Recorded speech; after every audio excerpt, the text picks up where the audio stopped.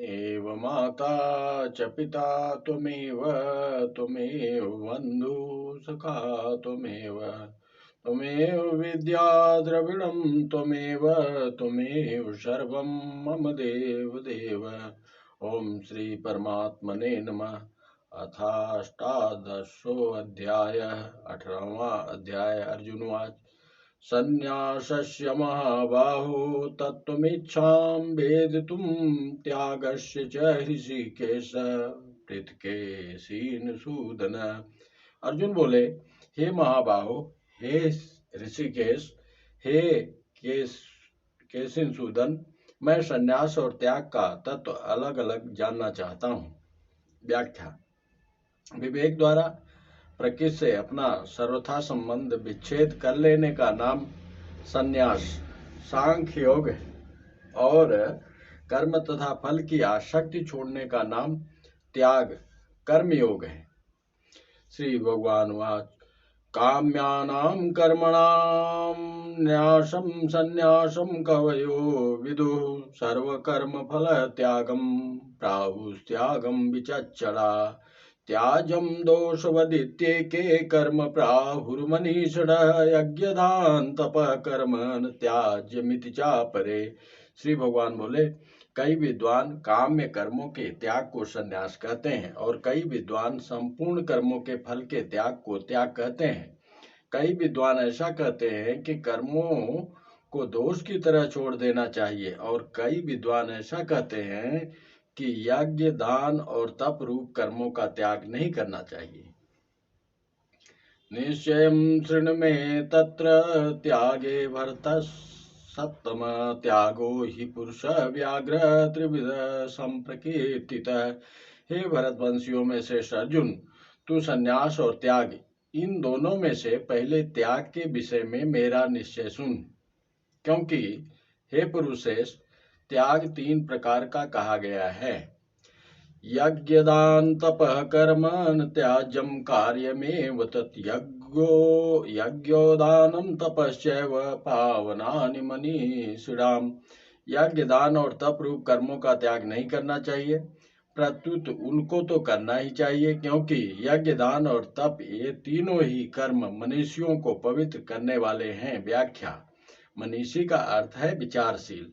जो कर्म अपनी कोई कामना न रखकर दूसरों के हित के लिए किए जाते हैं, वे कर्म पवित्र करने वाले हो जाते हैं, अर्थात दुर्गुण, दुराचार, पाप आदि मल को दूर करके महान आनंद देने वाले हो जाते हैं। परंतु वे ही कर्म यदि अपनी कामना रखकर और दूसरों का अहित करने के लिए किए जाएं, तो वे अपवित्र करने वाले अर्थात लोक परलोक में महान दुख देने वाले हो जाते हैं। एतान्यप्तु कर्माणि संयम त्यक्त्वा फलानि च कर्तव्यानि मे पार्थ निश्चितं मतमुत्तमम्। हे पार्थ, इन यज्ञ दान और तप रूप कर्मों को तथा दूसरे भी कर्मों को आसक्ति और फलों की इच्छा का त्याग करके करना चाहिए। यह मेरा निश्चित किया हुआ उत्तम मत है। व्याख्या। कर्माशक्ति और फलाशक्ति ही खास बंधन है, जिसे छूटने पर ही मनुष्य योगारूढ़ होता है। गीता 6:4। इसलिए इस श्लोक में कर्माशक्ति और फलाशक्ति दोनों के त्याग की बात आई है। शुभ कर्म भी निष्काम भाव होने से ही कल्याण करने वाले होते हैं। यदि निष्काम भाव न हो तो शुभ कर्म भी बंधन कारक हो जाते हैं।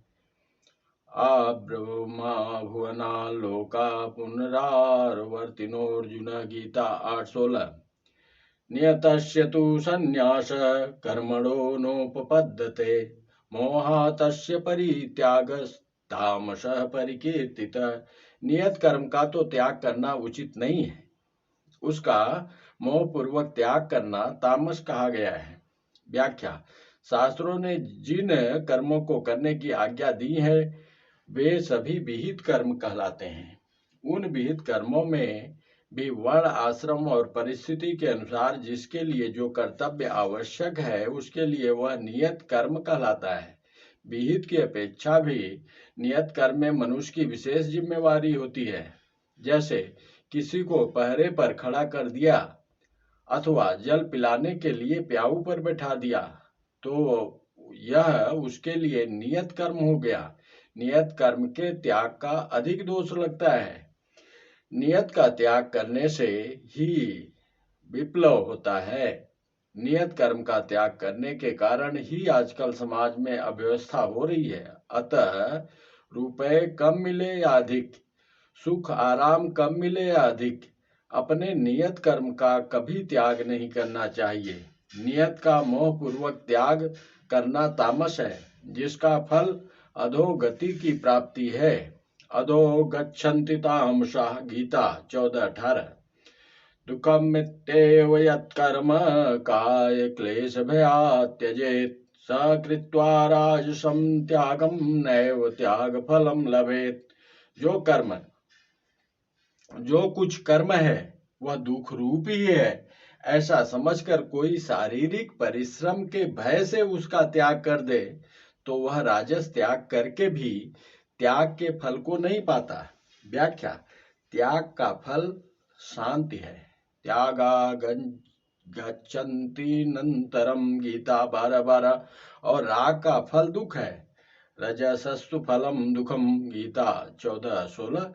राजस मनुष्य को त्याग का फल शांति तो नहीं मिलती, पर राग का फल दुख तो मिलता ही है। राजस मनुष्य त्याग करके भी उसके फल शांति को नहीं पाता, क्योंकि उसने तो जो त्याग किया है वह अपने सुख आराम के लिए ही किया है। ऐसा त्याग तो पशु पक्षी आदि भी करते हैं। अपने सुख आराम के लिए शुभ कर्मों का त्याग करने से राजस मनुष्य को उसका फल दंड रूप से अवश्य भोगना पड़ता है। कार्यमित्येव यत्कर्म नियतं क्रियते अर्जुन, संग त्यक्त्वा फलं चैव त्याग सात्विको मतः। हे अर्जुन, केवल कर्तव्य मात्र करना है ऐसा समझकर जो नियत कर्म आसक्ति और फलेच्छा का त्याग करके किया जाता है वही सात्विक त्याग माना गया है। व्याख्या: राजस त्याग में शारीरिक परिश्रम के भय से और तामस त्याग में मोहपूर्वक कर्मों का स्वरूप से त्याग किया जाता है, परंतु सात्विक कर्म में कर्मों का स्वरूप से त्याग नहीं किया जाता, प्रत्युत कर्मों को कर्तव्य मात्र समझकर निष्काम भाव से तत्परता पूर्वक किया जाता है। राजस तथा तामस त्याग में बाहर से तो कर्मों से संबंध विच्छेद दिखता है, पर भीतर से संबंध जुड़ा रहता है। परंतु सात्विक त्याग में बाहर से कर्म करने पर भी भीतर से संबंध विच्छेद हो जाता है। एक मार्मिक बात है कि कर्तव्य मात्र समझकर जो भी कर्म किया जाता है उसे संबंध विच्छेद हो जाता है।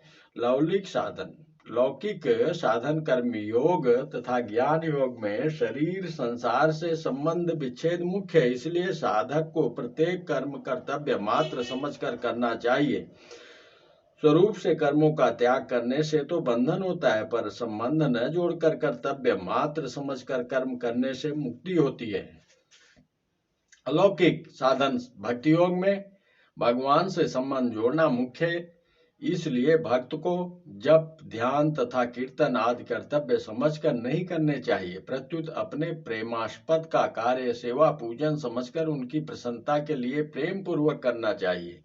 जैसे दवा कर्तव्य समझकर ली जाती है, पर भोजन कर्तव्य समझकर नहीं किया जाता, प्रत्युत अपनी भूख मिटाने के लिए किया जाता है। ऐसे ही भक्त को भी जप ध्यान आदि कर्तव्य समझकर नहीं करने चाहिए, प्रत्युत अपनी स्वयं की भूख आवश्यकता मिटाकर भगवान के साथ नित्य संबंध जागृत करने के लिए करने चाहिए। यदि वह जप ध्यान आदि कर्तव्य समझकर करेगा तो भगवत संबंध प्रेम जागृत नहीं होगा। न द्वेष्ट कुशलम कर्म कुशलेनानुसज्यते, त्यागी सत्व समाविष्टो मेधावी छिन्न संशय। जो अकुशल कर्म से द्वेष नहीं करता और कुशल कर्म में आसक्त नहीं होता वह त्यागी बुद्धिमान संदेह रहित और अपने स्वरूप में स्थित है। व्याख्या: मनुष्य का स्वभाव है कि वह राग पूर्वक ग्रहण और द्वेष पूर्वक त्याग करता है। राग और द्वेष दोनों से ही संसार से संबंध जुड़ता है, भगवान कहते हैं कि वास्तव में वही मनुष्य श्रेष्ठ है जो शुभ कर्म का ग्रहण तो करता है पर राग पूर्वक नहीं, और अशुभ कर्म का त्याग तो करता है पर द्वेष पूर्वक नहीं। न हि देहभृता शक्यं त्यक्तुं कर्माण्यशेषत यस्तु कर्म फल त्यागी स त्यागी त्यभिधीयते। कारण कि देहधारी मनुष्यों के द्वारा संपूर्ण कर्मों का त्याग करना संभव नहीं है, इसलिए जो कर्मफल का त्यागी है वही त्यागी है, ऐसा कहा जाता है। व्याख्या। कर्मफल का त्याग का तात्पर्य है कर्मफल की इच्छा का त्याग। कारण कि कर्मफल का त्याग हो ही नहीं सकता। जैसे शरीर भी कर्मफल है, फिर उसका त्याग कैसे होगा? भोजन करने पर तृप्ति का त्याग कैसे होगा? खेती करने पर अन्न का त्याग कैसे होगा? अतः साधक को कर्म फल की इच्छा का त्याग करना चाहिए। फलेच्छा का त्याग करने से साधक सुखी दुखी नहीं होगा। इसलिए गीता में फलेच्छा के त्याग को ही त्याग का फल का त्याग कहा गया है। कर्म योग में कर्मफल की इच्छा का त्याग होता है और ज्ञान योग में कर्तृत्वाभिमान का त्याग होता है। बाहर का त्याग वास्तव में त्याग नहीं, प्रत्युत भीतर का त्याग ही त्याग है। यदि कोई बाहर से त्याग करके एकांत में वन में या हिमालय में चला जाए तो भी संसार का बीज शरीर तो उसके साथ ही है। मरने वाले का अपने शरीर सहित सब व्यक्तियों और पदार्थों का त्याग हो जाता है, पर इससे उसका मोक्ष नहीं हो जाता। अतः हमारे भीतर की कामना ममता आसक्ति ही बांधने वाली है, संसार बांधने वाला नहीं है। इसलिए अपने लिए कुछ न करने से कर्मों से संबंध विच्छेद हो जाता है। यज्ञायाचरत कर्म समग्रम प्रविलीयते, गीता 4:23। यदि कोई समाधि लगा ले तो उस समय बाहर की क्रियाओं का संबंध छूट जाता है, परंतु समाधि भी एक क्रिया है, इसलिए समाधि से भी व्युत्थान हो जाता है, क्योंकि समाधि में प्रकृति जन्य कारण शरीर का संबंध बना रहता है। अनिष्टमिष्टं मिश्रं च त्रिविधं कर्मणः फलं भवत्याज्ञानिनां प्रेत्य न तु सन्यासिनां क्वचित्। कर्मफल का त्याग न करने वाले मनुष्य को कर्मों का इष्ट अनिष्ट और मिश्रित ऐसे 3 प्रकार का फल मरने के बाद भी होता है, परंतु कर्मफल का त्याग करने वाले को कहीं भी नहीं होता। व्याख्या। जिस परिस्थिति को मनुष्य चाहता है वह इष्ट अनुकूल कर्मफल है, जिस परिस्थिति को मनुष्य नहीं चाहता वह अनिष्ट प्रतिकूल कर्मफल है, और जिसमें कुछ भाग इष्ट का तथा कुछ भाग अनिष्ट का होता है वह मिश्रित कर्मफल है। वास्तव में देखा जाए तो संसार में प्रायः मिश्रित ही फल होता है, अर्थात इष्ट में भी आंशिक अनिष्ट में भी आंशिक इष्ट रहता है। जो मनुष्य फल की इच्छा रखकर कर्म करते हैं उन्हें उपर्युक्त तीनों कर्मफल अनुकूल और प्रतिकूल परिस्थिति के रूप में प्राप्त होते हैं, जिनसे वे सुखी दुखी होते रहते हैं। अनुकूल परिस्थिति से सुखी होना और प्रतिकूल परिस्थितियों से दुखी होना ही बंधन है, परंतु फलेच्छा का त्याग करके कार्य करने वाले मनुष्यों को इस जन्म में या मरने के बाद भी कर्म फल भोगना नहीं पड़ता। पूर्व जन्म में किए हुए कर्मों के अनुसार इस जन्म में उसके सामने अनुकूल या प्रतिकूल परिस्थिति तो आती है, पर वे उनसे सुखी दुखी नहीं होते। पैश्चेतानि महाबाहो कारणानि निबोध में, सांख्ये कृतान्ते प्रोक्तानि सिद्धये सर्वकर्मणाम। हे महाबाहो, कर्मों का अंत करने वाले सांख्य सिद्धांत में संपूर्ण कर्मों की सिद्धि के लिए ये 5 कारण बताए गए हैं, इनको तू मुझसे समझ।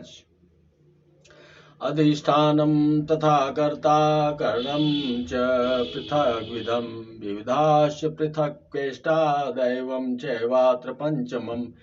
इसमें कर्मों की सिद्धि में अधिष्ठान तथा कर्ता और अनेक प्रकार के करण एवं विविध प्रकार की अलग अलग चेष्टाएं और वैसे ही 5वां कारण दैव संस्कार है। व्याख्या, यहाँ आत्मा को अकर्ता बताने के लिए 5 कारणों का वर्णन किया गया है। इन पांचों में कर्तृत्व का त्याग होने पर कर्मों का अंत संबंध विच्छेद हो जाता है। कर्मों की सिद्धि में वे 5 कारण इस प्रकार हैं। अधिष्ठान, पहला शरीर, दूसरा कर्ता, अपरा प्रकृति के अहंकार के साथ संबंध जोड़ने वाला अविवेकी मनुष्य, तीसरा करण, 5 कर्मेंद्रियां, 5 ज्ञानेंद्रियां और मन, बुद्धि तथा अहंकार, ये 13 करण, चौथा कर्णों की अलग अलग चेष्टाएं, पांचवा स्वभाव अथवा अंतःकरण के अच्छे बुरे संस्कार, क्रिया का वेग और स्वभाव दोनों एक ही हैं। स्वभावस्तु प्रवर्तते, गीता 5:14। शरीर वांग मनो वीर्यत् कर्म प्रारभते नर, न्यायं वा विपरीतं वा पश्यते तस्य हेतवः। मनुष्य शरीर, वाणी और मन के द्वारा शास्त्र विहित अथवा शास्त्र विरुद्ध जो कुछ कर्म आरंभ करता है, उससे ये पूर्वोक्त पांचों हेतु होते हैं। जय श्री कृष्ण। तत्रैवं सति कर्तारमात्मानं केवलं तु यः पश्यत्यकृतबुद्धित्वान् स पश्यति दुर्मतिः। परंतु ऐसे 5 हेतुओं के होने पर भी जो उस कर्मों के विषय में केवल शुद्ध आत्मा को करता देखता है, वह दुष्ट बुद्धि वाला ठीक नहीं देखता, क्योंकि उसकी बुद्धि शुद्ध नहीं है, अर्थात उसने विवेक को महत्व नहीं दिया। व्याख्या, सब कारकों में कर्ता मुख्य है। कर्ता में चेतन की झलक आती है, अन्य कारकों में नहीं। वास्तव में कर्ता नाम चेतन का नहीं, प्रत्युत चेतन द्वारा जड़ से माने हुए संबंध का है। अहंकार विमूढ़ात्मा कर्ता हमिति मन्यते, गीता 3:27। इसलिए भगवान ने प्रस्तुत श्लोक में अपने वास्तविक स्वरूप चेतन को कर्ता मानने वाले की निंदा की है। स्वरूप में कर्तृत्व और भोक्तृत्व दोनों ही नहीं है। गीता 13:31। मूल में ये नहीं है, तभी इनका त्याग होता है। वास्तव में कर्ता कोई नहीं है, न चेतन करता है न जड़। यदि किसी को कर्ता मानना ही पड़े तो साधक के लिए यही उचित है कि वह जड़ को कर्ता माने। गीता में भगवान ने कर्मों के होने में 5 कारण बताए। पहला प्रकृति 3:27, 13:29, 5:14, 3:33। 5 हेतु 18:14। वास्तव में कर्मों के होने में मूल कारण एक प्रकृति है, अतः कर्तृत्व प्रकृति में ही है, स्वरूप में नहीं। साधक खाने पीने, सोने जागने आदि लौकिक क्रियाओं को तो विचार द्वारा प्रकृति में होने वाली सुगमता से मान सकता है, पर वह जप, ध्यान, समाधि आदि पारमार्थिक क्रियाओं को अपने द्वारा होने वाली तथा अपने लिए मानता है तो यह वास्तव में साधक के लिए बाधक है। कारण कि ज्ञान योग की दृष्टि से क्रिया चाहे ऊंची से ऊंची हो अथवा नीची से नीची, वह एक जात की प्राकृति ही है। लाठी घुमाना और माला फेरना दोनों क्रियाएं अलग अलग होने पर भी प्रकृति में ही है। तात्पर्य है कि खाने पीने, सोने जागने आदि से लेकर जप, ध्यान, समाधि तक संपूर्ण लौकिक परमार्थिक क्रियाएं प्रकृति में ही हो रही हैं। प्रकृति के संबंध के बिना कोई क्रिया संभव ही नहीं है। अतः साधक को चाहिए कि वह परमार्थिक क्रियाओं का त्याग तो न करे, पर उनमें अपना कर्तृत्व न माने, अर्थात उन्हें अपने द्वारा होने वाली तथा अपने लिए न माने। क्रिया चाहे लौकिक हो चाहे परमार्थिक हो, उसका महत्व वास्तव में जड़ता का ही महत्व है। शास्त्र विहित होने के कारण परमार्थिक क्रियाओं का अंतःकरण में जो विशेष महत्व रहता है, वह भी जड़ता का ही महत्व होने से साधक के लिए बाधक है। भगवान के लिए की गई उपासना में भगवत कृपा की प्रधानता होती है, इसलिए इसमें भी साधक का कर्तृत्व नहीं है। परमार्थिक क्रियाओं का उद्देश्य परमात्मा होने से वे कल्याण कारक हो जाती हैं। ज्यों ज्यों क्रियाओं की गौणता और भगवत संबंध की मुख्यता होती है, त्यों त्यों अधिक लाभ होता है। क्रिया की मुख्यता होने पर वर्षों तक साधन करने पर भी लाभ नहीं होता। अतः क्रिया का महत्व न होकर भगवान में प्रियता होनी चाहिए। प्रियता ही भजन है, क्रिया नहीं। यस्य नाहंकृतो भावो बुद्धिर्यस्य न लिप्यते हत्वा विषयिमान् लोकान् हन्ति न निबध्यते।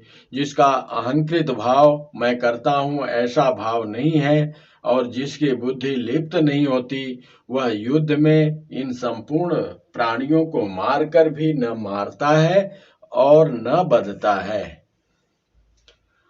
व्याख्या। अहंकृत भाव नहीं होने का तात्पर्य है अहंकार रहित होना, अर्थात मैं करता हूँ ऐसा भाव न हो।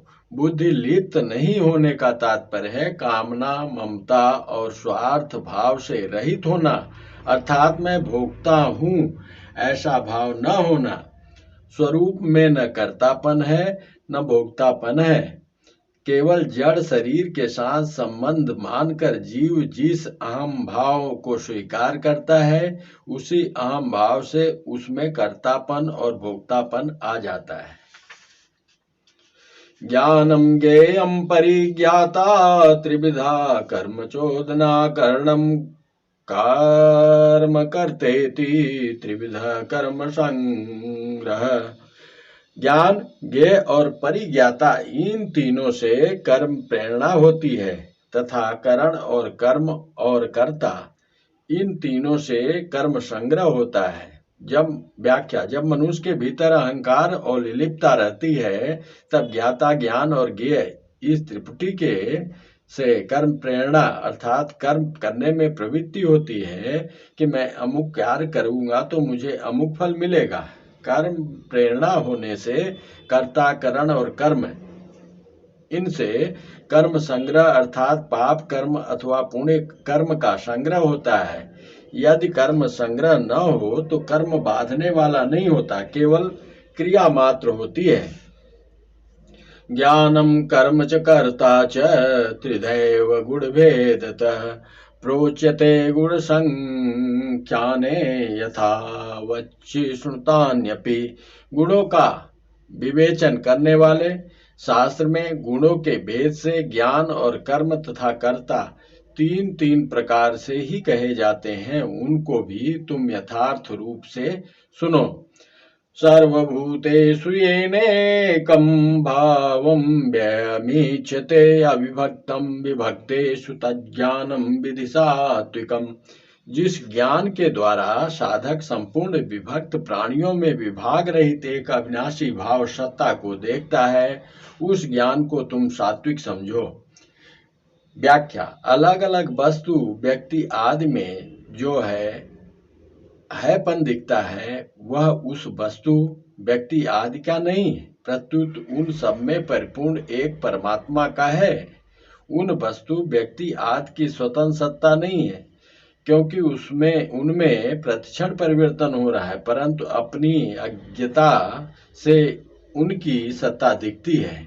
जब अज्ञता मिट जाती है, तब वह अलग अलग वस्तु, व्यक्ति आदि का अलग अलग ज्ञान और यथा योग्य अलग अलग व्यवहार होते हुए भी वह उनमें परिपूर्ण एक निर्विकार तत्व को देखता है। साधक की दृष्टि में प्राणियों की भी सत्ता रहने के कारण यह सात्विक ज्ञान विवेक कहा गया है। यदि उसकी दृष्टि में प्राणियों की सत्ता न रहे, केवल एक अविनाशी सत्ता ही रहे, तो यह गुणातीत तत्व ज्ञान ब्रह्म ज्ञान की प्राप्ति ही है। वह अविनाशी सत्ता सब जगह समान रूप से विद्यमान है। उस सत्ता के साथ हमारी स्वाभाविक एकता है। पृथक्त्वेन तु यज्ञानम नाना भावान पृथक विधान वेत्ति सर्वेषु भूतेषु तज्ज्ञानम विधि राजसम। परंतु जो ज्ञान अर्थात जिस ज्ञान के द्वारा मनुष्य संपूर्ण प्राणियों में अलग अलग रूप से अनेक भावों को अलग अलग जानता है, उस ज्ञान को तुम राजस समझो। व्याख्या। राजस ज्ञान में राग की मुख्यता होती है। क्रिया, पदार्थ और व्यक्ति को सत्ता देकर उनके साथ राग पूर्वक संबंध जोड़ने के कारण वह अलग अलग दिखते हैं। यत्तु कृष्णवदे कस्मिन् कार्ये सत्तमहेतुकम् तत्त्वार्थपदल्पं च तत्तामसमुदाहृतम्। किंतु जो ज्ञान अर्थात जिस ज्ञान के द्वारा मनुष्य एक कार्य रूप शरीर में ही संपूर्ण की तरह आसक्त रहता है तथा जो युक्ति रहित वास्तविक ज्ञान से रहित और तुच्छ है, वह तामस कहा गया है। व्याख्या। तामस मनुष्य में मूढ़ता की प्रधानता होती है। वह उत्पन्न और नष्ट होने वाले पंचभौतिक शरीर को ही अपना स्वरूप मानता है। इस श्लोक में ज्ञान शब्द न देने का तात्पर्य है कि वास्तव में यह ज्ञान नहीं है, प्रत्युत अज्ञान ही है।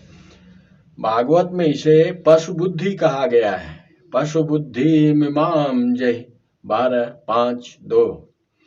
नियतम संग्रहित मराग द्वेषत कृतम अफल प्रेप्सुना कर्म यत् सात्विकमुच्यते। जो कर्म शास्त्र विधि से नियत किया हुआ और कर्तृत्वाभिमान से रहित हो तथा फलेच्छा रहित मनुष्य के द्वारा किया बिना राग द्वेष के किया हुआ हो, वह सात्विक कहा जाता है।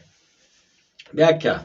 जब तक अत्यंत सूक्ष्म रूप से भी प्रकृति के साथ संबंध है, तब तक वह सात्विक कर्म है। प्रकृति से सर्वथा संबंध विच्छेद होने पर यह अकर्म हो जाता है। यत्तु कामेप्सुना कर्म साहंकारेण वा पुनः क्रियते बहुलायासं तद्राजसमुदाहितम्। परंतु जो कर्म भोगों की इच्छा से अथवा अहंकार से और परिश्रम पूर्वक किया जाता है, वह राजस कहा गया है। व्याख्या। कर्म करते समय प्रत्येक मनुष्य के शरीर में परिश्रम होता ही है, परंतु शरीर में राग रहने के कारण राजस मनुष्य शरीर का आराम चाहता है, जिससे उसे थोड़े काम में भी अधिक परिश्रम प्रतीत होता है। अनुबंधम क्षयम हिंसा मने वेचम च पौरुषम मोहादारभ्यते कर्म यत्तामसमुच्यते।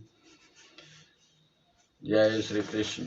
जो कर्म परिणाम, हानि, हिंसा और सामर्थ्य को न देखकर मोहपूर्वक आरंभ किया जाता है, वह तामस कहा जाता है। व्याख्या। तामस मनुष्य अपनी शक्ति, परिणाम आदि का विचार न करके मूढ़ता से काम करता है। वह स्वाभाविक ही ऐसे काम करता है जिनसे दूसरे को बाधा पहुंचे, जैसे रास्ते में खड़े होकर बातें करने लग जाना, रास्ते में स्कूटर, साइकिल आदि खड़ी कर देना, दरवाजे के बीच में खड़े हो जाना आदि आदि। दूसरे को लगने वाली बाधा की तरफ उसका ध्यान जाता ही नहीं। सात्विक स्वभाव स्वतः उत्थान की ओर जाता है, राजस स्वभाव में उत्थान रुक जाता है और तामस स्वभाव स्वतः पतन की ओर जाता है। मुक्त संगो नहंवादी मृत्युत्साहसमिन्वित सिद्ध सिद्ध्यर्यो निर्विकार कर्ता सात्विक उच्यते। जो कर्ता राग रहित, कर्तृत्वाभिमान से रहित, धैर्य और उत्साह युक्त तथा सिद्धि और असिद्धि में निर्विकार है, वह सात्विक कहा जाता है। व्याख्या। सात्विक मनुष्य संग और अहंवदनशीलता इन दो बातों से रहित होता है। धृति और उत्साह इन दो बातों से युक्त होता है तथा सिद्धि और असिद्धि इन दो बातों में निर्विकार सम रहता है। रागी कर्म फल प्रेप्सु लुब्धो हिंसात्मको शुचि हर्ष शोकान्वित कर्ता राजस परिकीर्तित।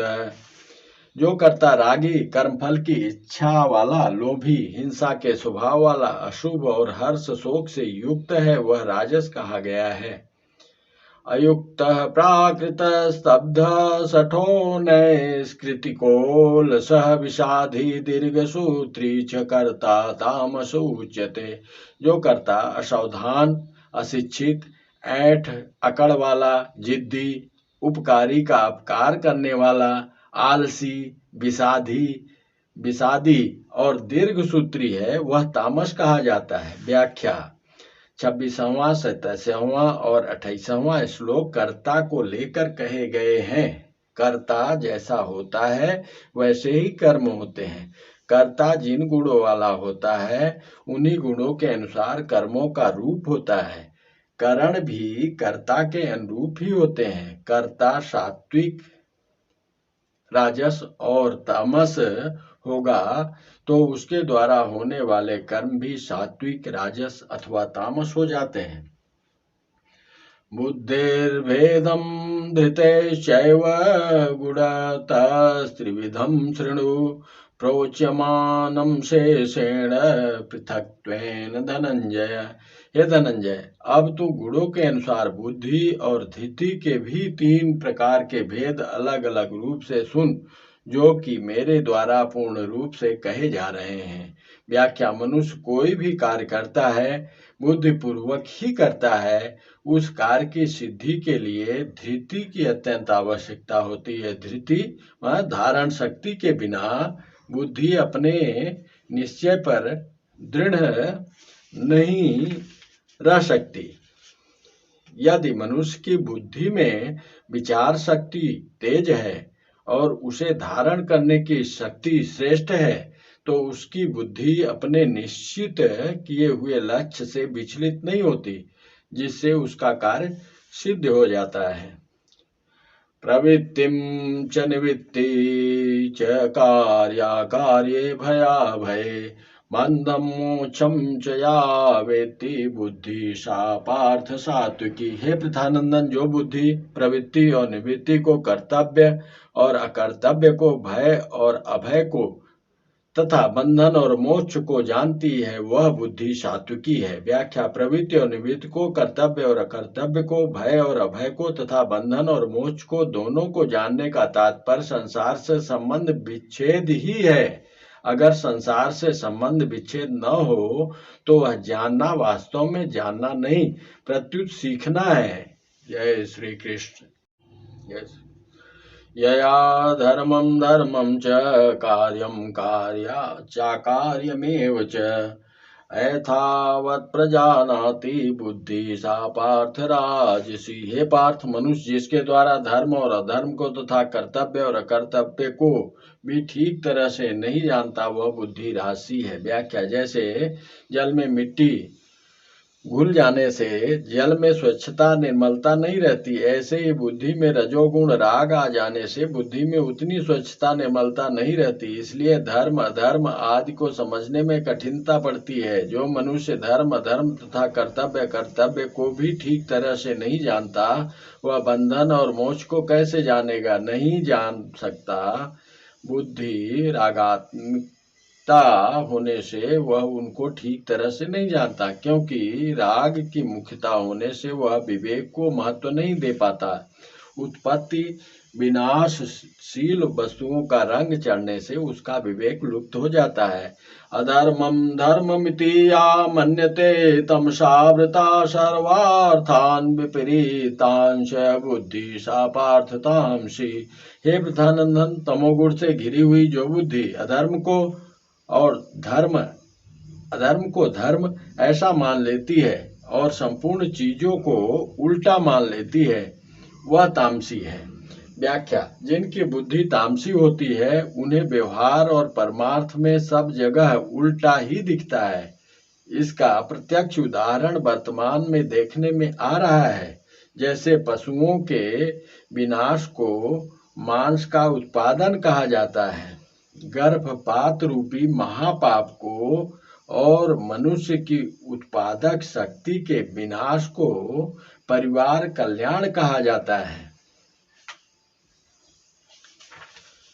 स्त्रियों की उच्छृंखलता को, मर्यादा के नाश को नारी मुक्त कहा जाता है। पहले स्त्री घर की स्वामिनी, गृह लक्ष्मी होती थी। अब घर से बाहर अनेक पुरुषों की दास्ता नौकरी करने को नारी की स्वाधीनता कहा जाता है। बालकों को स्कूल में भर्ती करने के लिए दी गई रिश्वत, घूस को दान, डोनेशन कहा जाता है। धार्मिकता को सांप्रदायिकता और धर्म विरुद्ध को धर्म निरपेक्ष कहा जाता है। जब विनाश काल समीप आता है तभी ऐसी विपरीत तामसी बुद्धि उत्पन्न होती है। धृत्या धार्यते मन प्राणेन्द्रिय क्रिया, योगिना व्यभिचारेण या धृति सा पार्थ सात्विकी। हे पार्थ, समता से युक्त जिस अव्यभिचारिणी धृति के द्वारा मनुष्य मन, प्राण और इंद्रियों की क्रियाओं को धारण करता है अर्थात संयम रखता है, वह धृति सात्विकी है। व्याख्या: जीव परमात्मा का अंश है, इसलिए परमात्मा के सिवाय कहीं भी जाना व्यभिचार है और केवल परमात्मा के तरफ ही चलना अव्यभिचार है। केवल परमात्मा की तरफ चलने वाली धृति अव्यभिचारिणी धृति है। इस धृति से मन, प्राण और इंद्रियों की क्रियाओं पर आधिपत्य हो जाता है। यया तु धर्म कामार्थं धृत्या धार्यते अर्जुन, प्रसंगेन फलांकांक्षी धृति सा पार्थ राजसी। हे प्रथानंदन अर्जुन, फल की इच्छा वाला मनुष्य जिस धृति के द्वारा धर्म, काम, भोग और धन को अत्यंत आसक्ति पूर्वक धारण करता है, वह धृति राजसी है। व्याख्या: राशि धारण शक्ति से मनुष्य अपनी विविध कामनाओं की पूर्ति के लिए ही धर्म का अनुष्ठान करता है, भोग पदार्थों को भोगता है और धन का संग्रह करता है। संसार में अत्यंत राग आसक्ति होने के कारण राजस मनुष्य जो कुछ भी शुभ अशुभ करता है उसमें उसकी यही कामना रहती है कि इस कार्य से मुझे इस लोक में भी सुख, आराम, मान बढ़ाई, आदर सत्कार आदि मिले और परलोक में भी सुख भोग मिले। यया स्वप्नम भयम शोकम विषादम मदमेव च न विमुच्यति दुर्मेधा धृति सा पार्थ तामसी। हे पार्थ, दुष्ट बुद्धि वाला मनुष्य जिस धृति के द्वारा निद्रा, भय, चिंता, दुख और घमंड को भी नहीं छोड़ता अर्थात धारण किए रहता है, वह धृति तामसी है। व्याख्या: निद्रा, भय, चिंता, दुख, घमंड आदि दोष तो रहेंगे ही, ये दूर हो ही नहीं सकते।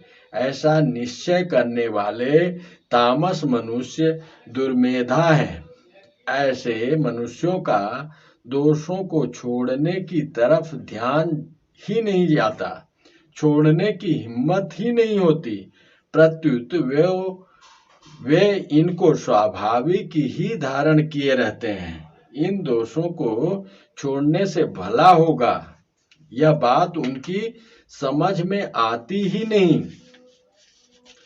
सुखम त्विदानीं त्रिविधम शृणु मे भरतर्षभ, अभ्यासान्द्रमते यत्र दुखान्तं च निगच्छति, यतदग्रे विषमिव परिणामे मृतोपमम्, तत्सुखं सात्विकं प्रोक्तमात्म बुद्धि प्रसादजम्।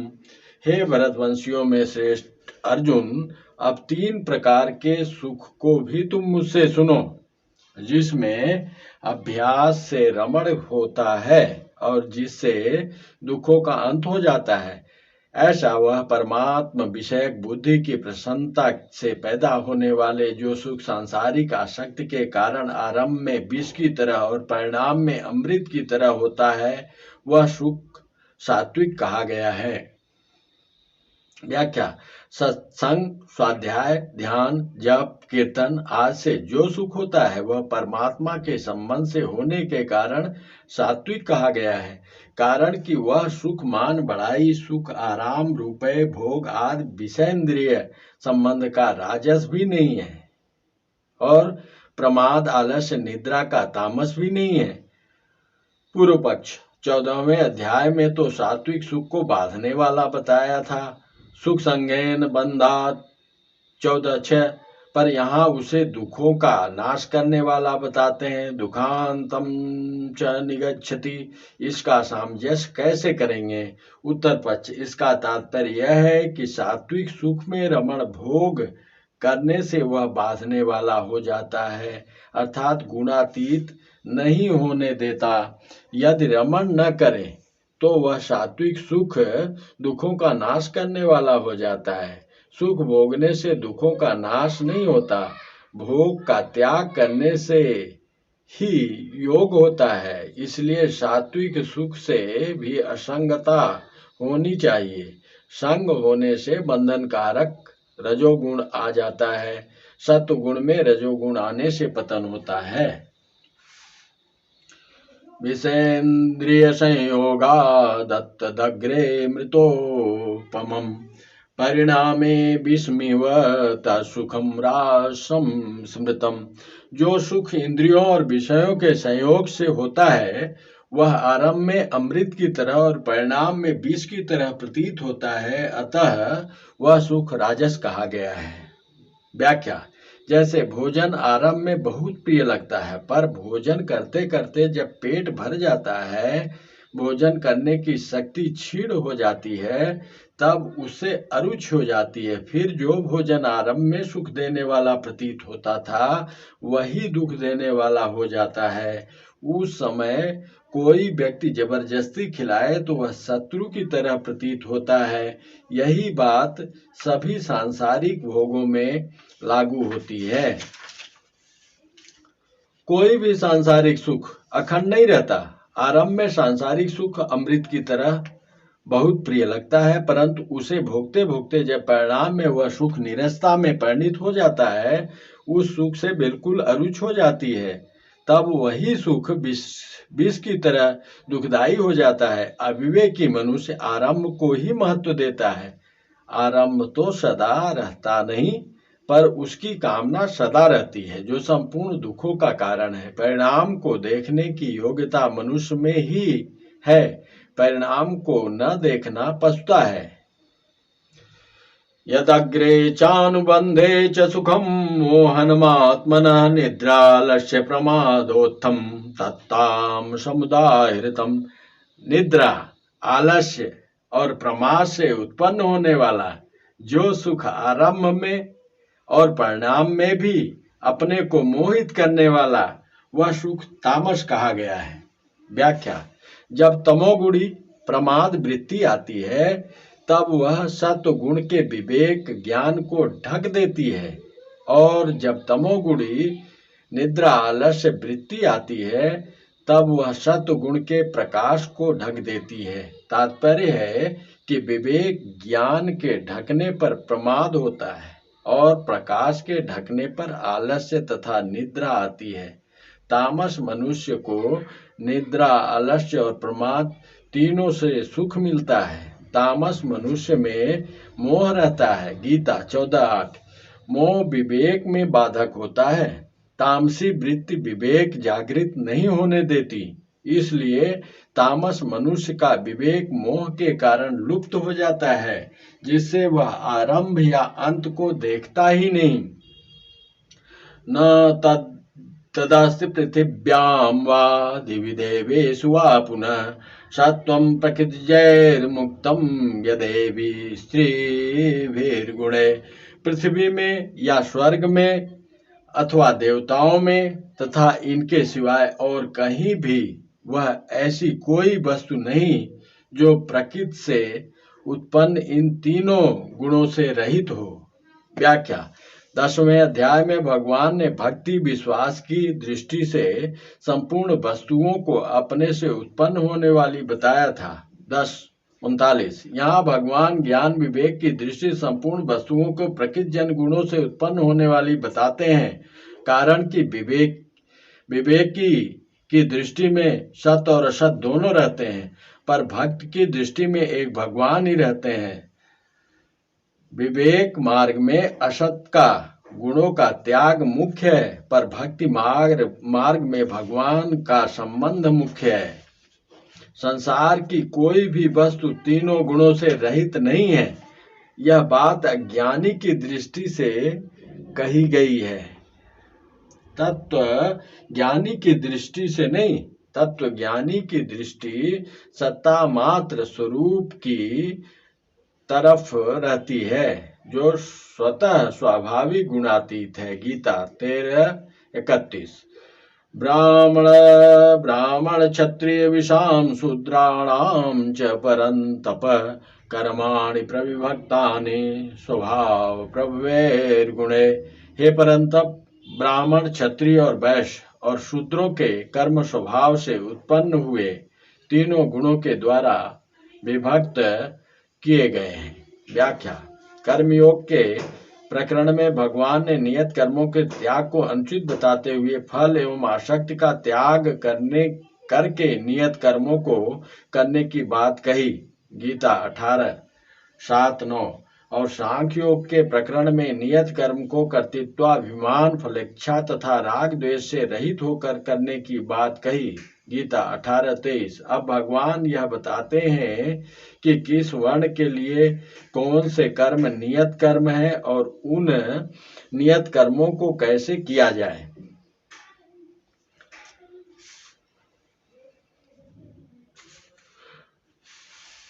मनुष्य जो कुछ कर्म करता है उसके अंतःकरण में उस कर्म के संस्कार पड़ते हैं और उन संस्कारों के अनुसार उसका स्वभाव बनता है। इस प्रकार पूर्व के अनेक जन्मों में किए हुए कर्मों के संस्कार के अनुसार मनुष्य का जैसा स्वभाव होता है, उसी के अनुसार उसमें सत्व, रज और तम तीनों गुणों की प्रवृत्तियां उत्पन्न होती हैं।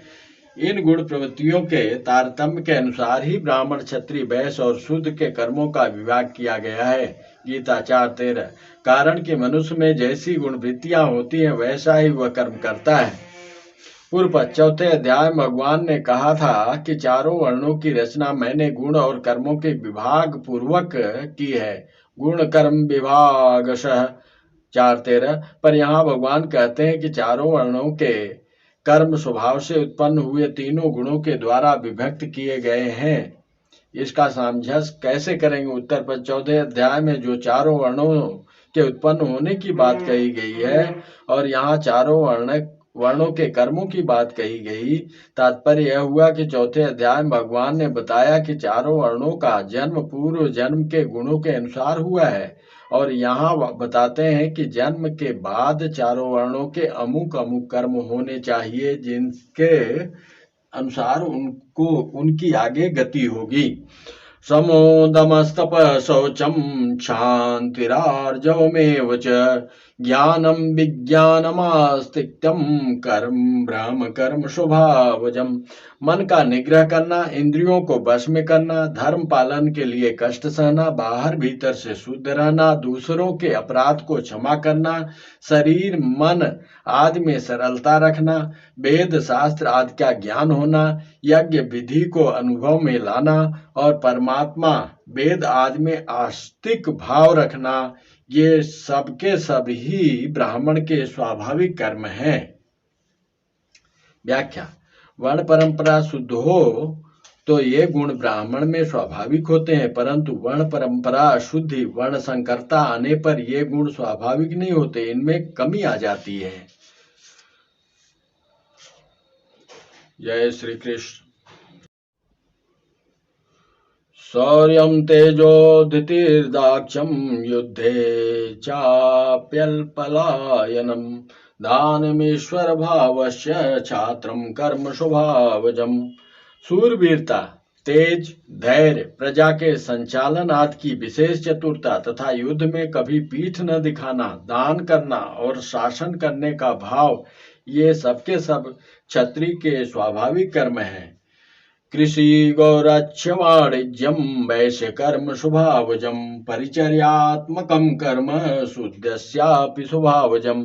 खेती करना, गायों की रक्षा करना और व्यापार करना, ये सबके सब वैश्य के स्वाभाविक कर्म हैं तथा चारों वर्णों की सेवा करना शूद्र का भी स्वाभाविक कर्म है। व्याख्या, गुण और कर्म के अनुसार ही मनुष्य का जन्म होता है, इसलिए मनुष्य की जाति जन्म से ही मानी जाती है। भोजन, विवाह आदि लौकिक व्यवहार में तो जात की प्रधानता है, पर परमात्म प्राप्ति में भाव और विवेक की प्रधानता है, जाति या वर्ण की नहीं। जैसे सब के सब बालक माँ की गोद में जाने के समान अधिकारी हैं, ऐसे ही भगवान का अंश होने से सब के सब जीव भगवत प्राप्ति के समान अधिकारी हैं। सब के सब मनुष्य परमात्म तत्व को, मुक्ति को, तत्व ज्ञान को, भगवत प्रेम को, भगवत दर्शन को प्राप्त करने में स्वतंत्र, समर्थ, योग्य और अधिकारी हैं। विदुर, निषादराज, गुह, कबीर, रैदास, सदन कसाई आदि अनेक निम्न जात के मनुष्य भगवान की भक्ति के कारण ही श्रेष्ठ बने, जाति या वर्ण के कारण नहीं। अतः चाहे ब्राह्मण का शरीर हो, चाहे शूद्र का शरीर हो, लोक व्यवहार में तो उनमें भेद रहेगा, पर भगवत प्राप्ति में कोई भेद नहीं रहेगा। कारण कि भगवत प्राप्ति शरीर से संबंध विच्छेद करने पर होती है। जिससे संबंध विच्छेद करना हो वह चाहे बढ़िया हो या घटिया, उससे क्या मतलब। स्वे स्वे कर्मण्यभिर्त संसिद्धिं लभते नर, स्वकर्मनिरत सिद्धिं यथा विन्दति तच्छृणु। अपने अपने कर्म में प्रीतपूर्वक लगा हुआ मनुष्य सम्यक सिद्धि परमात्मा को प्राप्त कर लेता है। अपने कर्म में लगा हुआ मनुष्य जिस प्रकार सिद्धि को प्राप्त होता है, उस प्रकार को तुम मुझसे सुन। यत प्रवृत्तिर्भूतानां येन सर्वमिदं ततं, स्वकर्मणा तमभ्यस्य सिद्धिं विन्दति मानवः। जिस परमात्मा से संपूर्ण प्राणियों की उत्पत्ति प्रवृत्ति होती है और जिससे यह संपूर्ण संसार व्याप्त है, उस परमात्मा का अपने कर्म के द्वारा पूजन करके मनुष्य मात्र सिद्धि को प्राप्त हो जाता है। व्याख्या, यह संसार भगवान का प्रथम अवतार है। आद्योतारः पुरुषः परस्य, श्रीमद् भागवत 2:6-41। अतः संसार भगवान की मूर्ति है।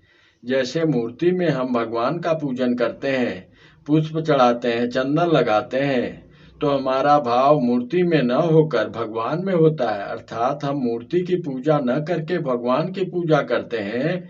ऐसे ही हमें अपने प्रत्येक क्रिया में संसार रूप में भगवान का पूजन करना है।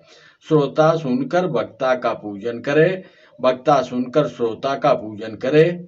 इस प्रकार सभी अपने अपने कर्मों के द्वारा एक दूसरे का पूजन करें। दृष्टि भगवान की तरफ ही हो, ब्राह्मण, क्षत्रिय आदि वर्ण की तरफ नहीं। जैसे ऋषि मुनि भगवान श्री राम को प्रणाम करते हैं तो भगवान के भाव से प्रणाम करते हैं, क्षत्रिय के भाव से नहीं। श्रेयान् स्वधर्मो विगुण परधर्मा स्वनुतुष्टिता स्वभाव नियतम कर्म कुर्वन्नाप्नोति किल्बिषम्।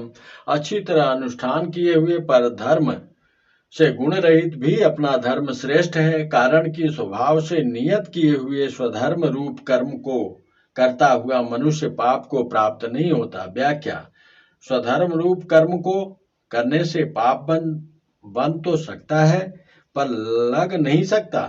क्यों कि पाप कर लगने में मुख्य कारण भाव है, क्रिया नहीं।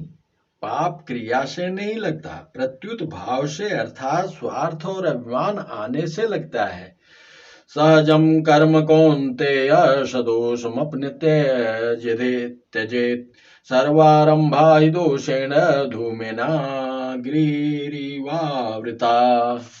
हे कुंती नंदन, दोषयुक्त होने पर भी सहज कर्म का त्याग करना नहीं चाहिए, क्योंकि संपूर्ण कर्म धुएं से अग्नि की तरह किसी न किसी दोष से युक्त हैं।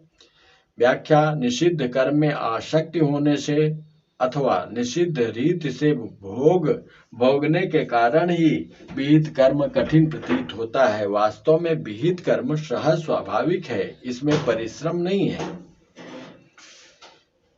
अशक्त बुद्धि सर्वत्र जितात्मा विगत स्पृह नैष्कर्म्य सिद्धिम परमाम संन्यासेनाधिगच्छति। जिसकी बुद्धि सब जगह आसक्ति रहित है, जिसने शरीर को वश में कर रखा है, जो स्पृहा रहित है, वह मनुष्य सांख्य योग के द्वारा सर्वश्रेष्ठ नैष्कर्म सिद्धि को प्राप्त हो जाता है।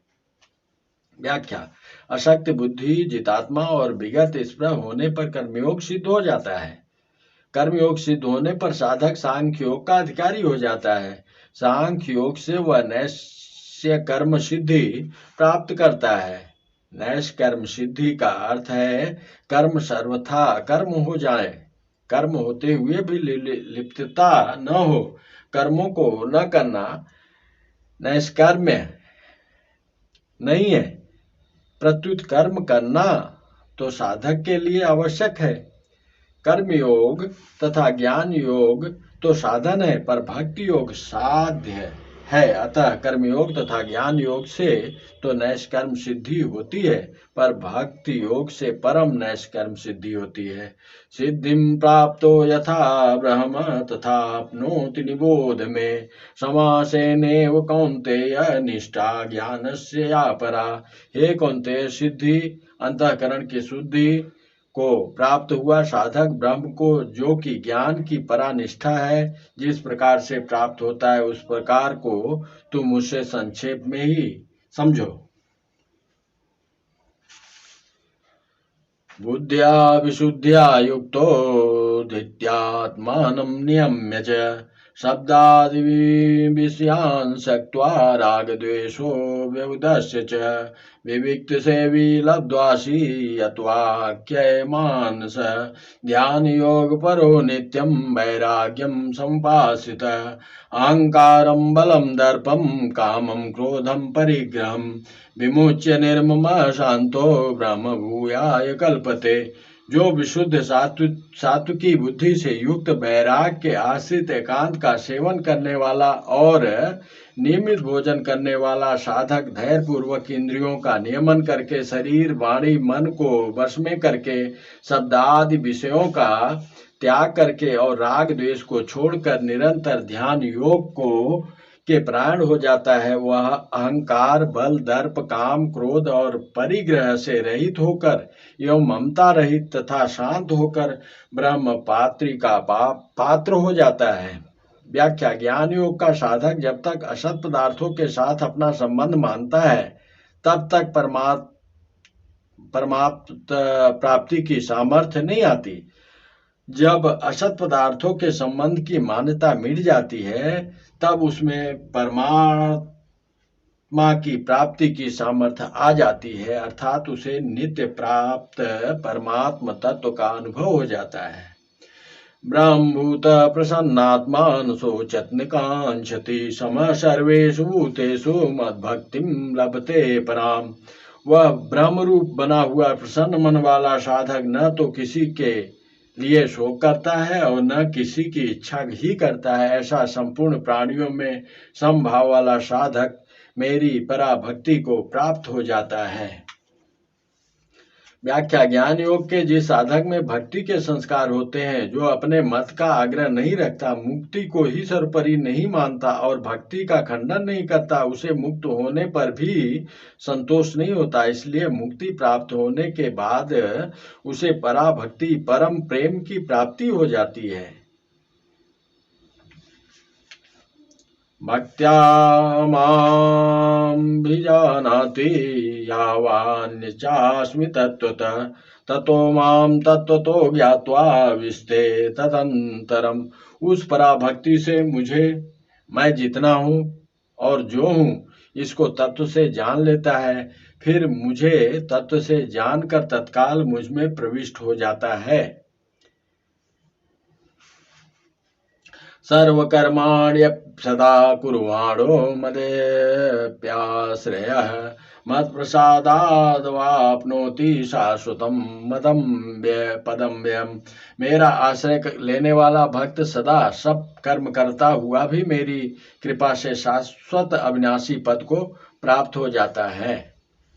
चेत्सा सर्वकर्माणि मयि सन्न्यस्य मत्पर बुद्धियोगमुपाश्रित्य मच्चित्त सत्तं भव। चित्त से संपूर्ण कर्म मुझ में अर्पण करके मेरे परायण होकर तथा समता का आश्रय लेकर निरंतर मुझ में चित्त वाला हो जा। भगवान कहते हैं, भगवान के साथ जीवात्मा का स्वतः सिद्ध नित्य संबंध है। केवल संसार के साथ संबंध मानने से ही इस नित्य संबंध की विस्मृति हुई है। इस विस्मृति को मिटाने के लिए भगवान कहते हैं कि निरंतर मुझ में चित्त वाला हो जा। मत चित्त सर्वदुर्गाणि मत प्रसादा तरिष्यसि अथ चेत्वम अहंकारान् श्रोष्यसि विनश्यसि। मुझ में चित्त वाला होकर तू मेरी कृपा से संपूर्ण विघ्नों को तर जाएगा, और यदि तू अहंकार के कारण मेरी बात नहीं सुनेगा तो तेरा पतन हो जाएगा।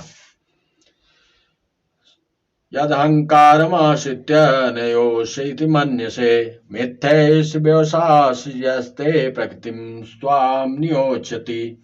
अहंकार का आश्रय लेकर तू जो ऐसा मान रहा है कि मैं युद्ध नहीं करूंगा, तेरा यह निश्चय मिथ्या झूठा है, क्योंकि तेरी छात्र प्रवृत्ति तुझे युद्ध में लगा देगी।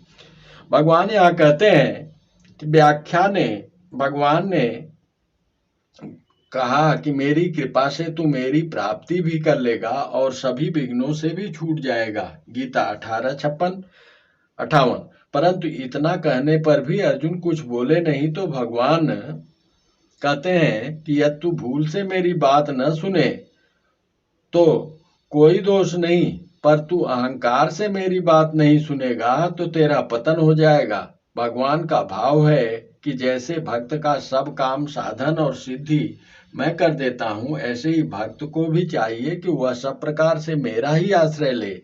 यदि मेरा आश्रय न लेकर वह अहंकार का आश्रय लेगा तो उसका पतन हो जाएगा। कर्तव्य कर्म युद्ध में एक तो मैं लगाता हूँ और एक प्रकृति लगाती है। यदि तू मेरी बात नहीं मानेगा तो तेरी छात्र क्षत्रिय प्रकृति तुझे जबरदस्ती युद्ध में लगा देगी। तू युद्ध किए बिना रह नहीं सकेगा, फिर सब जिम्मेवारी तेरी होगी, मेरी नहीं। स्वभावजेन कौन्तेय निबद्ध स्वेन कर्मणा कर्तुम नेच्छसि यन्मुहंकारस्य वशोऽपि तत्। हे कुंती नंदन, अपने स्वभावजन्य कर्म से बधा हुआ तू मोह के कारण जिस युद्ध को नहीं करना चाहता, उसको भी तू छात्र प्रकृति के परवश होकर करेगा। ईश्वर सर्वभूतानां हृदेशेऽर्जुन तिष्ठति भ्राम्यन् सर्वभूतानि यंत्रारूढ़ानि मायया। हे अर्जुन, ईश्वर संपूर्ण प्राणियों के हृदय में रहता है और अपनी माया से शरीर रूपी यंत्र पर आरूढ़ हुए संपूर्ण प्राणियों को उनके स्वभाव के अनुसार भ्रमण कराता रहता है।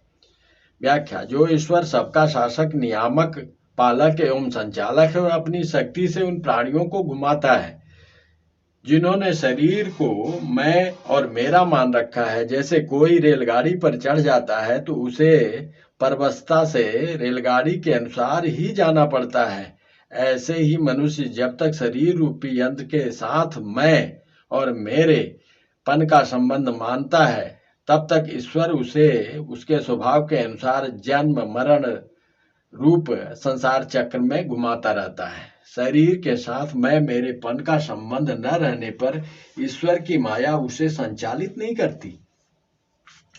तमेव शरणं गच्छ सर्वभावेन भारत तत्प्रसादात् परां शांतिं स्थानं प्राप्यसि शाश्वतम्। हे भरतवंशोद्भव अर्जुन, तू सर्वभाव से उस ईश्वर की ही शरण में चला जा। उसकी कृपा से तू परम शांति, संसार से सर्वथा उपरति को और अविनाशी परम पद को प्राप्त हो जाएगा। व्याख्या जीव ईश्वर का ही अंश है, ईश्वर अंश जीव अविनाशी। मानस उत्तरकांड ममेवांशो जीवलोके, गीता 15:7। इसलिए भगवान ईश्वर की ही शरण में जाने की बात आज्ञा देते हैं। ईश्वर की शरण लेने से अहंकार नहीं रहता।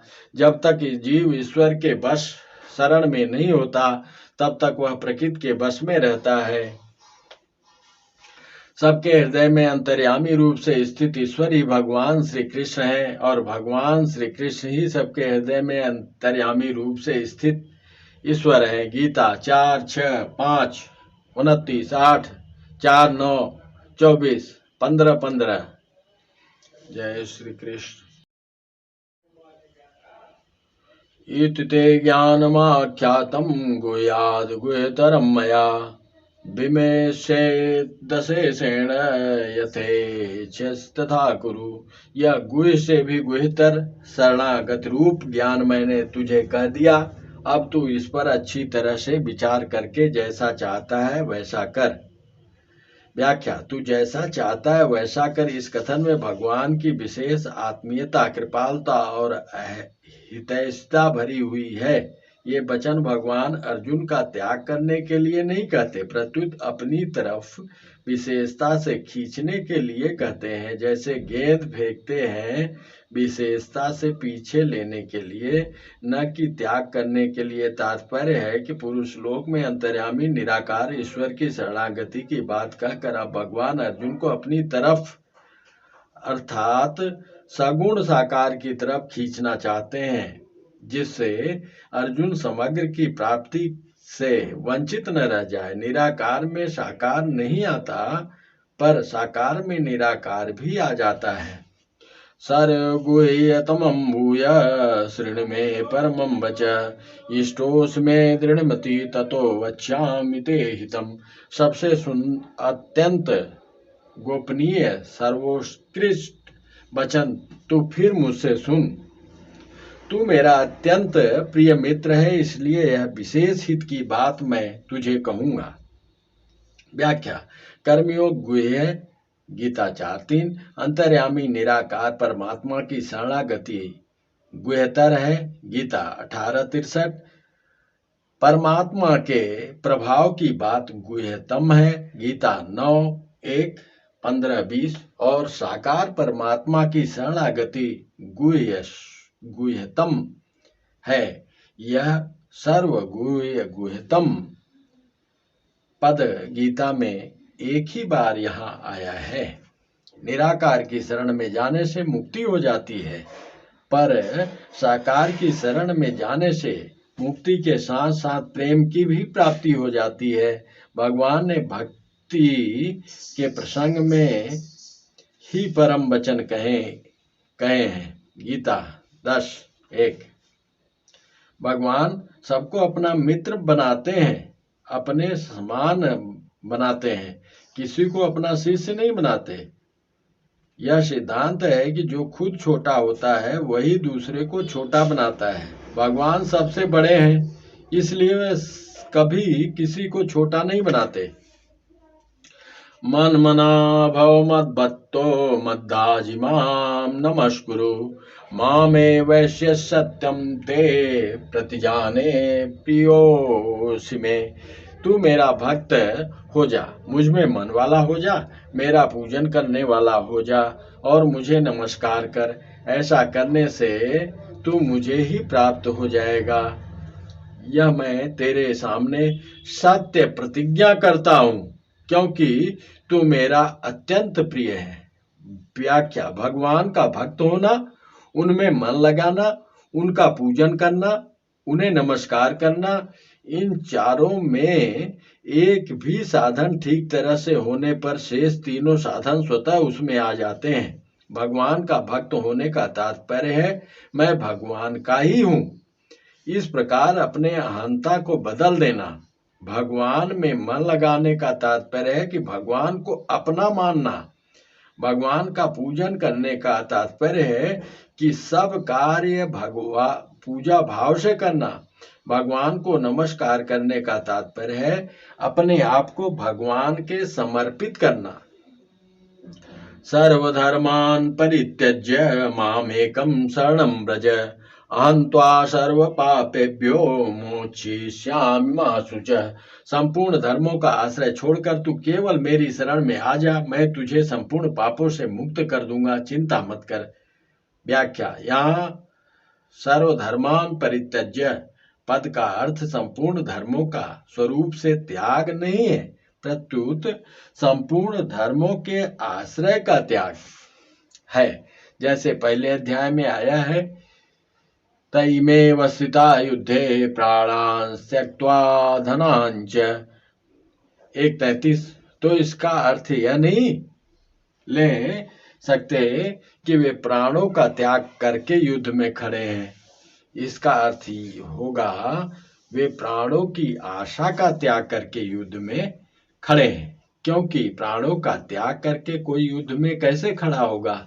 इसी प्रकार अन्य च बहवः शूरा मदर्थे त्यक्त जीविता 1:9। इसका अर्थ यह नहीं कि नहीं ले सकते कि बहुत से शूरवीर अपने जीवन का त्याग करके खड़े हैं। इसका अर्थ यह होगा वे शूरवीर अपने जीवन की आशा का त्याग करके खड़े हैं। यहाँ अर्जुन पापों से छूटना चाहते हैं, इसलिए भगवान ने भी पापों से मुक्त कराने की बात कही। वास्तव में केवल पापों से मुक्ति ही शरणागति का फल नहीं, पापों से मुक्ति मोक्ष का फल है। शरणागति से मनुष्य मोक्ष के साथ साथ भगवान के परम प्रेम अंतररस को भी प्राप्त कर लेता है। इसलिए भक्त को पापों से अथवा दुखों से मुक्ति पाने की इच्छा न रखकर केवल भगवान की शरण में चले जाना चाहिए। कुछ भी चाहने से कुछ सीमित ही मिलता है, पर कुछ भी न चाहने से सब कुछ असीम मिलता है। इतना ही नहीं, भगवान की शरणागत भक्त के बस में हो जाते हैं, उसके ऋणी हो जाते हैं। इदं ते नातपस्काय नाभत्ताय कदाचन न चाशुषुवे वाच्यं न च मां योऽभ्यसूयति। यह सर्वगुह्यतम वचन तुझे अतपस्वी को नहीं कहना चाहिए, अभक्त को नहीं कहना चाहिए, तथा जो सुनना नहीं चाहता उसको नहीं कहना चाहिए, और जो मुझ में दोष दृष्टि करता है उसको भी नहीं कहना चाहिए। भगवान व्याख्या है यहाँ पे, जो सहिष्णु सहनशील नहीं है वह अतपस्वी है, जो भक्ति का विरोध अथवा खंडन करने वाला है वह अभक्त है, जो अहंकार के कारण सुनना नहीं चाहता वह असूसुवे है, जो भगवान में दोष दृष्टि रखता है वह अभ्यसूयति है, जिसकी भगवान पर तथा उसके वचनों पर श्रद्धा नहीं है, जो भगवान को मनुष्यों की तरह स्वार्थी तथा अभिमानी समझता है, वह भगवान पर दोषारोपण करके पतन की तरफ न चला जाए, इसलिए उसे पूरे श्लोक में कहे गए गोपनीय वचन को कहने का निषेध किया गया है। य इदं परमं गुह्यं मद्भक्तेषु भिधास्यति भक्तिं मयि परां कृत्वा मामे वश्यत्य संशय। मुझ में पराभक्ति करके जो इस परम गोपनीय संवाद गीता ग्रंथ को मेरे भक्तों में कहेगा वह मुझे ही प्राप्त होगा, इसमें कोई संदेह नहीं है। धन्य है परमात्मा। व्याख्या, जो केवल भगवान की भक्ति का उद्देश्य रखकर निस्वार्थ भाव से इस परम गोपनीय गीता को भक्तों में सुनाता है वह भगवान को प्राप्त हो जाता है। जो भोजन, शयन, शौच, स्नान आदि शारीरिक क्रियाओं को भी भगवान के अर्पित कर देता है वह भी भगवान को प्राप्त हो जाता है। गीता 9:27-28। फिर जो केवल भगवत प्राप्ति का उद्देश्य रखकर भगवत वाणी गीता का प्रचार करता है वह भगवान को प्राप्त हो जाए, इसमें कहना ही क्या है। न च तस्मान् मनुष्येषु कश्चिन्मे प्रियकेत्तमः भविता न च मे तजा तस्मादन्य प्रियतरो भुवि। उसके समान मेरा अत्यंत प्रिय कार्य करने वाला मनुष्यों में कोई भी नहीं है, और इस भूमंडल पर उसके समान मेरा दूसरा कोई प्रियतर होगा भी नहीं। यहाँ भगवान घोषणा कर रहे हैं। व्याख्या, जिसका एकमात्र भगवत प्राप्ति का, भगवत प्रेम का ही उद्देश्य है, जो गीता के अनुसार ही अपना जीवन बनाना चाहता है, ऐसा साधक ही गीता के प्रचार का अधिकारी होता है। ऐसा साधक ही भगवान का अत्यंत प्रिय कार्य गीता प्रचार करने वाला है। जो लोगों को गीता में लगाता है, उसके समान पृथ्वी मंडल पर भगवान का दूसरा कोई प्रियतर नहीं होगा। कारण कि गीता की शिक्षा से मनुष्य मात्र प्रत्येक परिस्थिति में सुगमता से अपने कल्याण कर सकता है। गीता ने युद्ध जैसी परिस्थिति में कल्याण होने की बात कही है। अदेष्यते चैयमं धर्मं संवादमावयो ज्ञान यज्ञेन तेनाहमिष्टस्यामिति मे मति। जो मनुष्य हम दोनों के इस धर्ममय संवाद का अध्ययन करेगा, उसके द्वारा भी मैं ज्ञान यज्ञ से पूजित होऊंगा, ऐसा मेरा मत है। श्रद्धावान् अनसूयस्य शृणुयादपि यो नरः सोऽपि मुक्तः शुभान् लोकान् प्राप्नुयात् पुण्यकर्मणाम्। श्रद्धावान और दोष दृष्टि से रहित जो मनुष्य इस गीता ग्रंथ को सुन भी लेगा, वह भी शरीर छूटने पर पुण्य कार्यों के शुभ लोकों को प्राप्त हो जाएगा। यहाँ व्याख्या है, गीता की बातों को जैसा सुन ले, उसे प्रत्यक्ष से भी बढ़कर पूज्य भाव सहित जैसा का वैसा मानने वाले का नाम श्रद्धावान है, और उन बातों में कहीं भी किसी भी विषय में किंचित मात्र भी कमी न देखने वाले का नाम अनसूय है। ऐसा श्रद्धावान तथा दोष दृष्टि से रहित मनुष्य गीता को केवल सुन भी ले, तो वह भी शरीर छूटने पर पुण्य कार्यों के शुभ लोकों को प्राप्त कर लेता है। श्रद्धा भक्त के तारतम्य से गीता के सुनने में तारतम्य रहता है, और सुनने के तारतम्य से श्रोता का स्वर्गादि लोकों से लेकर भुवन लोक तक अधिकार हो जाता है। तात्पर्य है कि श्रोता में अधिक श्रद्धा भक्ति होगी तो वह भगवान के परम धाम को प्राप्त हो जाएगा, और कम श्रद्धा भक्ति होगी तो वह ब्रह्मलोक तक के लोकों को प्राप्त हो जाएगा। धन्य प्रभु। कच्चिदेच्युतं पार्थ त्वयैकेग्रेण चेतसा कच्चिदज्ञान सम्मोह प्रनष्टे धनंजय। हे पृथानंदन, क्या तुमने एकाग्र चित्त से इसको सुना? और हे धनंजय, क्या तुम्हारा अज्ञान से उत्पन्न मोह नष्ट हुआ? अर्जुन वाच नष्टो मोह स्मृतिर्लब्ध्वा त्वत्प्रसादान् मयाच्युत स्थितोऽस्मि गतसन्देह करिष्ये वचनं तव। अर्जुन बोले, हे अच्युत, आपकी कृपा से मेरा मोह नष्ट हो गया और मैंने स्मृति प्राप्त कर ली है। मैं संदेह रहित होकर स्थित हूँ। अब मैं आपकी आज्ञा का पालन करूंगा। यहाँ स्मृति लब्ध्वा। संजय उवाच इत्येहं वासुदेवस्य पार्थस्य च महात्मनः संवादमिमं श्रौसम्भूतं रोमहर्षणं। संजय बोले, इस प्रकार मैंने भगवान वासुदेव और महात्मा पृथानंदन अर्जुन का यह रोमांचित करने वाला संवाद सुना। व्यास प्रसादाच्युतवानेतद्गुह्यमहं परम योगम योगेश्वरात् कृष्णात् साक्षात् कथयत स्वयं। व्यास नंदन व्यास जी की कृपा से मैंने स्वयं इस परम गोपनीय योग गीता ग्रंथ को कहते हुए साक्षात योगेश्वर भगवान कृष्ण से सुना है।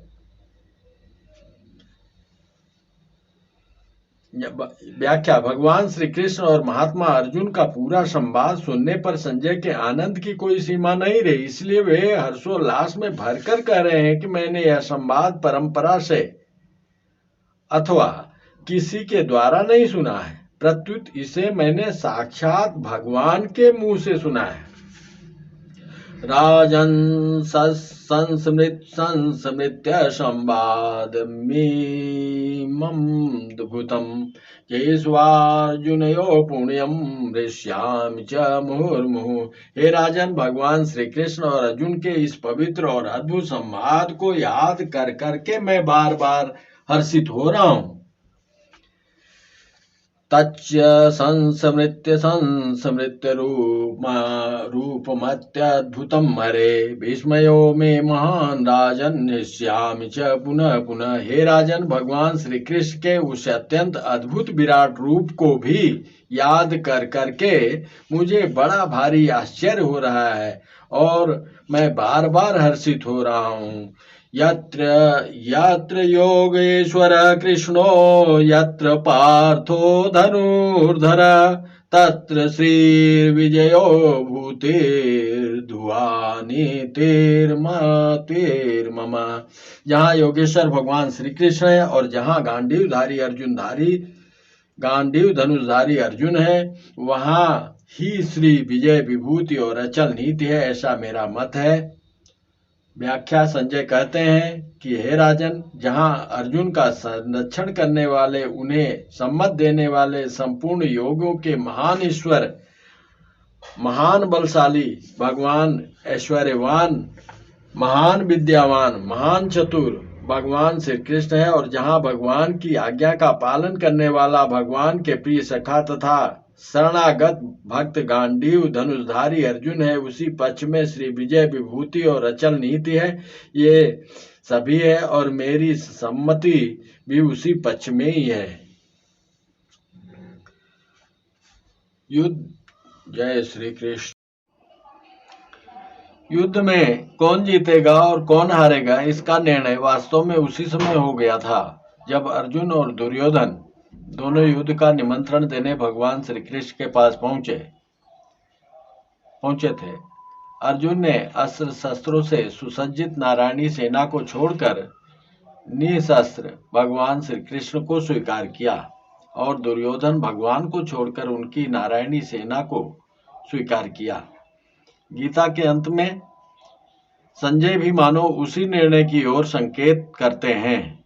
यह सर्वविदित तथ्य है कि जहां भगवान श्री कृष्ण विराजमान है वहीं विजय है। यत कृष्णस्ततो जय। महाभारत भीष्म 43-60। शैल 62-32। ब्रह्मषट्शून्यनेत्राब्धे हेमलम्बाख्यवशरे नवम्यां चैत्रशुक्लायां रामजन्ममहोत्सवे गीता प्रबोधिनी टीका लेखनं पूर्णतामगात्। यत्कृपातो नमामस्तं गीता गायकमच्युतम्।